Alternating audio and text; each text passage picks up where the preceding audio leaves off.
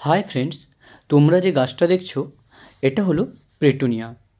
গাছগুলো এত সুন্দরভাবে ছড়িয়েছে, দেখে মনে হচ্ছে একটা টবে 2 থেকে 3টে গাছ রয়েছে, কিন্তু না, একটা টবে কিন্তু একটাই গাছ রয়েছে।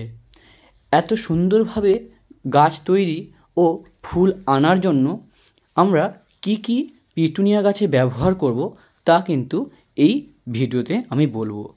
পিটুনিয়া গাছ কিন্তু খুবই নরম গাছ।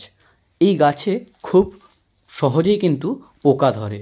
তাই এই গাছকে যত্ন করার জন্য বাজারে একটা গ্যামাক্সিন পাউডার পাওয়া যায়। ওই পাউডারটা কিন্তু গাছে হালকা হালকা দিতে পারো।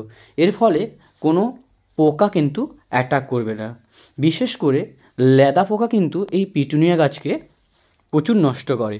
আর এই গাছে অধিক ফুল বা ফুলের রং আনার জন্য তোমরা সর্ষে খোল ইউজ করতে পারো। এই সর্ষে খোল কিন্তু এই গাছের গ্রোথ এবং প্রতিটা ডালে ফুল আনার ক্ষেত্রে অনেকটাই সাহায্য করে। তো বন্ধুরা, ভিডিওটা কেমন লাগলো অবশ্যই কমেন্টে জানিও এবং লাইক করে পাশে থেকো।